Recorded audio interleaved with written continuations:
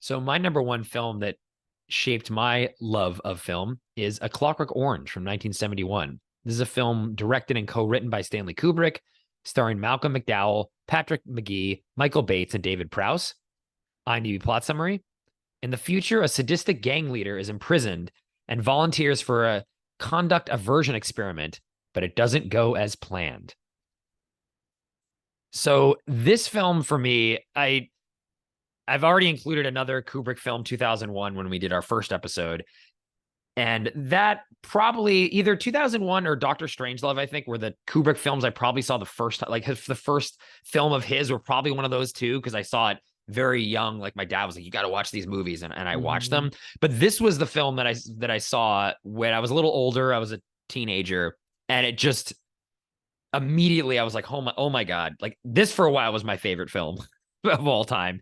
And this started my real actual obsession with Stanley Kubrick that really just opened up my whole world to film in terms of my deep dive in his filmography, understanding what directors do, like reading so many works and analyses of his films, seeing all of his films like at least a dozen times. Like I'll rewatch Oh, his films wow. over and over. And it was this one that really, like, again, I think it was right place, right time, potentially right film in terms of the age I was and seeing this. It just hit me. And then every time I watch it, it just I see different things in it. Like, for me now, just as someone who's not a teenager anymore, the humor comes across so much more strongly than it did when I first saw this at like 15. I think this movie is absolutely hilarious from start to finish. I think that's a lot of what Kubrick does in his sense of humor. But I'll pause there and talk more about the film in a second. But curious what your relationship to A Clockwork Orange is. Yeah, I saw it before. I think I saw it in my late 20s or early 30s. So kind of in that time when I was kind of falling in love with film in a Uh bigger huh. way and such, and kind of brutal watch, but at the Mm. same time blew me away. Had not seen it since. I don't Mm. This is not the movie that I would put on to as a casual, Oh, okay. Okay. Thursday night viewing for sure, because Uh huh. it's brutal. It's, depressing and all of it. At the same time, watching it again this time, of course, you marvel at, Kubrick and all of his artistry. There's no question Mm-hmm. about that. But I don't know. I'm so curious to hear you talk more about this, that it's almost like he is playing with you, Mm-hmm. which is the meta text of the movie as well, that this is all horrific and brutal, but you can't look away at the same time. You're titillated, you're also annoyed, you're angry, you're frustrated. All those emotions are being brought out from you, that you Mm-hmm. want to run away from this, but you also can't look away from it and you want to stay there. It's just such a all encompassing experience, which is why it's such a hard watch for me. But I can see the humor, obviously, and I can see the artistry. And with many more watches, like maybe this movie softens that it Mm-hmm. becomes quote unquote enjoyable. But it's quite sick, actually. I mean, it is. I mean, it was banned in the UK for like 20 Yeah. years. You couldn't even watch it. And it is based on a book. So this is not just Kubrick, which I did read the book later in high school and really loved the book too.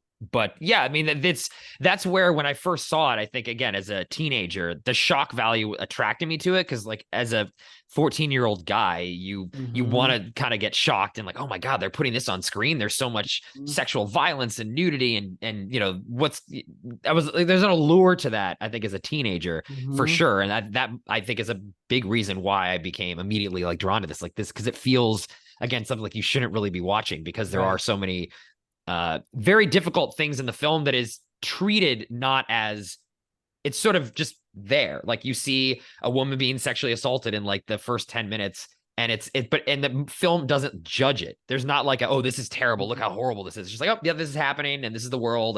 And that makes it kind of hard to stomach.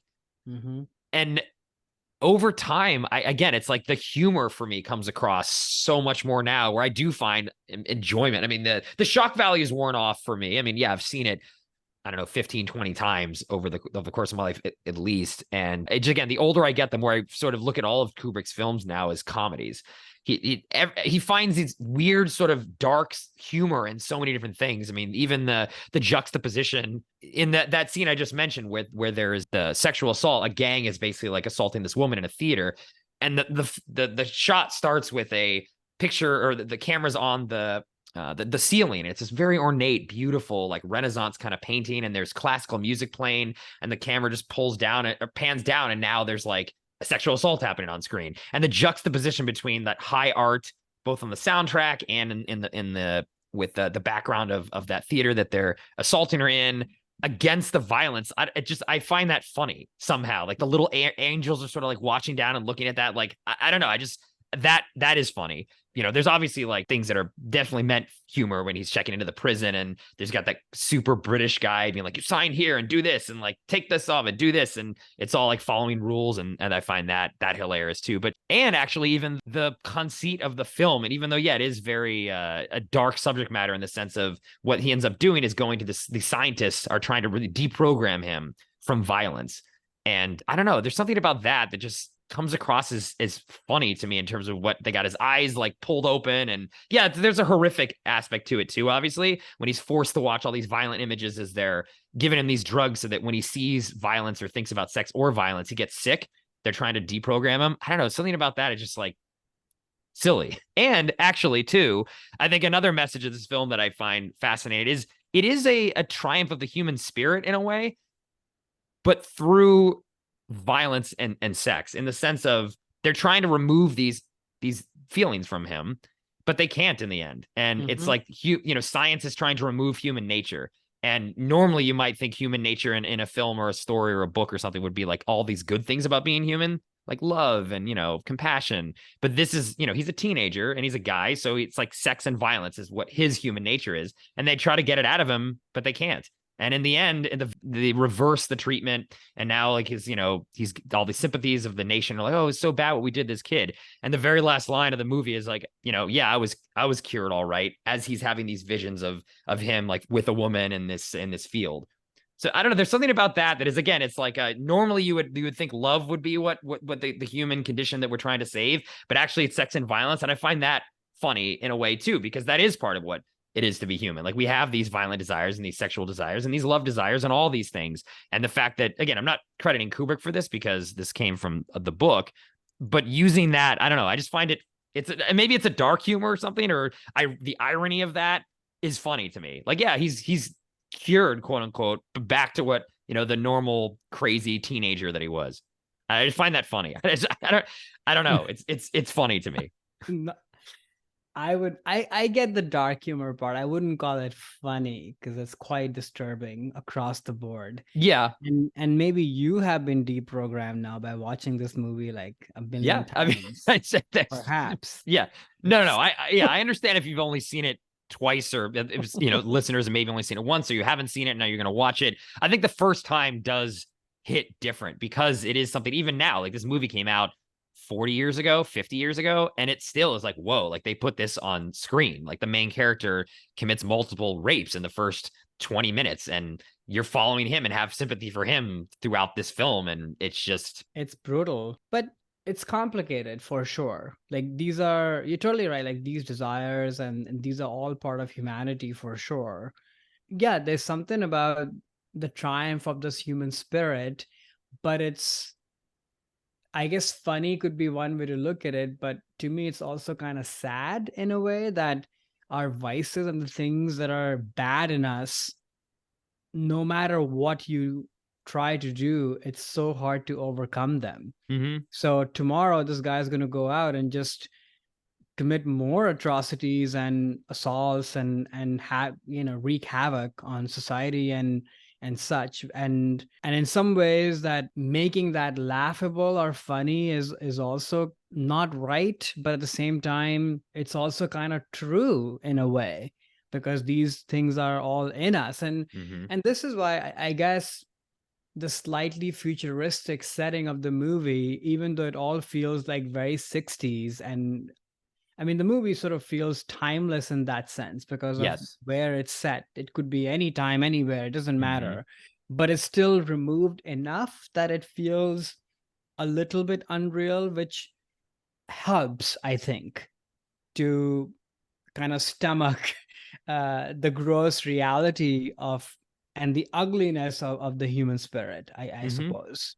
That, this Yeah. is not going to go away easily. Right. And again, Stanley Kubrick is my favorite director of all time. And I disagree with him on, I think, statement that he makes in almost every single one of his films, that violence is human nature and that is our Mhm. natural state. Mm. And I just disagree with that, like at a Mhm. philosophical level. I don't think that is what makes us human. Agree. Yeah. But that clearly is Stanley Kubrick's position, because so many of his movies like bring that topic up, play around Yeah. with that, and this is definitely one of them. And in fact, the book, which I also really like a lot too, had a final chapter that was removed that they eventually brought back because it was like a banned chapter, that it flashes forward to Alex, who's the name of the main character, as basically like a young adult now, sort of looking back and like, yeah, I was a crazy kid. I was a teenager. It was a phase I was going through, and now like I'm an adult now, and everything. Like what a wild, crazy time it was. Sort of to say that I think that what the author was trying to say there is, yeah, like people can, and as a teenager, you go through these phases, but that doesn't mean you're a bad person overall in your entire life. And I think that the reason why potentially it was removed, and I haven't read a lot about this, so maybe I'm wrong. If literary experts can correct me,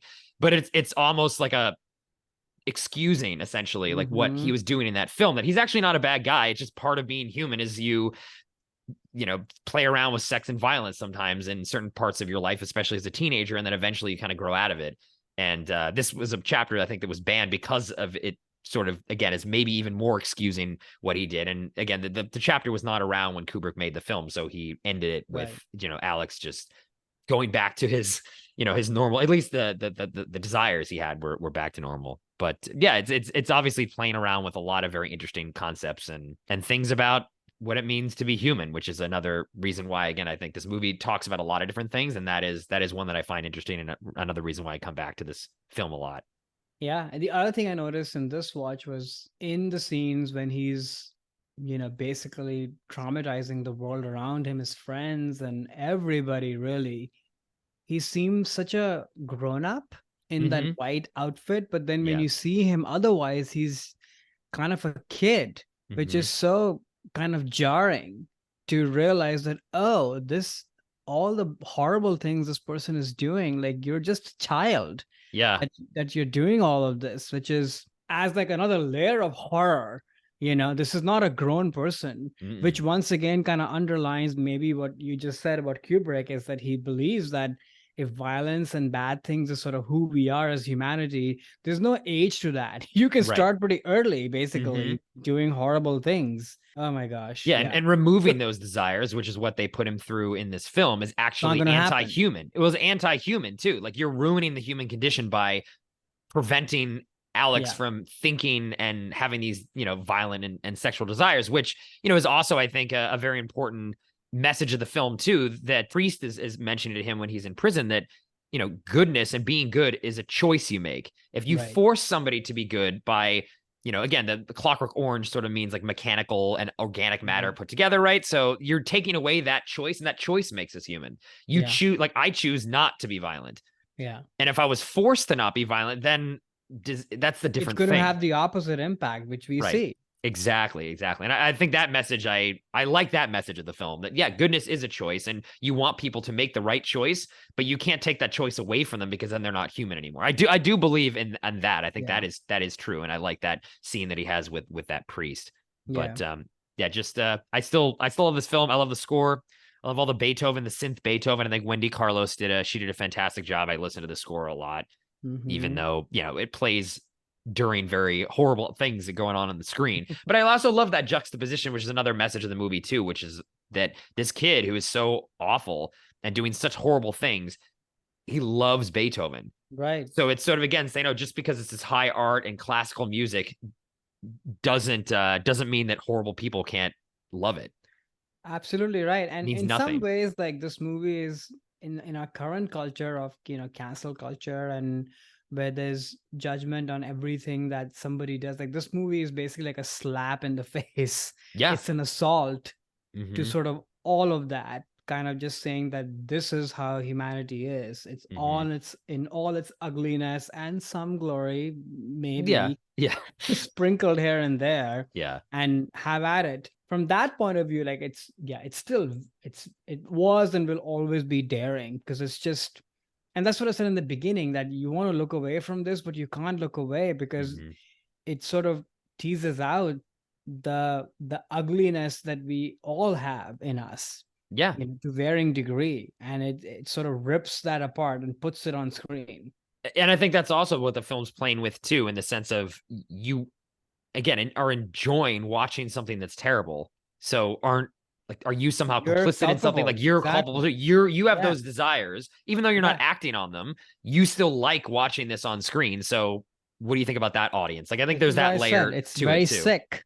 Yeah, It, it is. this is a sick It is. person's, Yeah. I just, I guess, say it like as true as it is. It's a sick person's thing. But I guess you can argue you need that in the world as well, Mm-hmm. to kind of push that button and make us aware, so that then we don't make that choice. There is a part of me that sort of is horrified that what if somebody looks at this and feels like, oh, look how cool that is. Because the way Alex and his merry men are portrayed, they're Mm-hmm. also kind of cool in a Yeah. way, Totally. Yep. And that's the part which I know has sort of been a long running argument through cinema, is that if, cool people are doing horrible things, does that kind of justify it and make it even attractive? And Mm-hmm.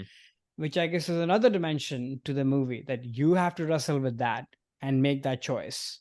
Yeah, I mean that's why the movie was banned in the UK Right. for decades, because they were worried that this would cause kids to go out and do the same things that Alex was doing in the film. And personally, I don't believe there's any connection between violence on screen and violence in the real world. I think those things are completely separate, and there's no correlation between those two. That's just my opinion. There's no correlation between those two things, and it's a silly argument to make. And we have other issues in society that cause violence, not movies.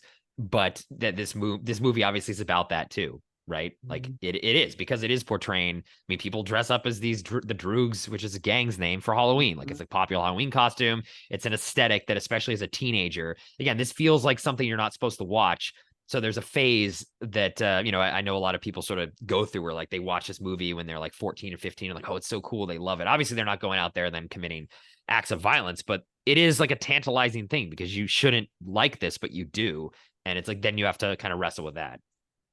Yeah. That intrigues me. It's another reason why I like coming back to this film, because I like that challenge of like, I shouldn't like this guy. He's doing horrible things, but you do kind of feel bad for him at the end of the movie when he's getting, used by all the different political parties and things. And that treatment was terrible. And it's just, Barely. oh, well, I feel bad for him. I mean, I think that could be Malcolm McDowell's Barely, performance too. Hey there, it's Alex. If you like the review and discussion Karan and I just had, make sure you subscribe to our channel, Movies That Shaped Us, to get full episodes. Every other Wednesday, Karan and I cover a topic around important people, places, events, and moments in our lives, and then explore it through 3 of our favorite movies. Subscribe right now, or follow our podcast on Spotify or Apple Podcasts via the link in the description below. Hope you join us for the journey.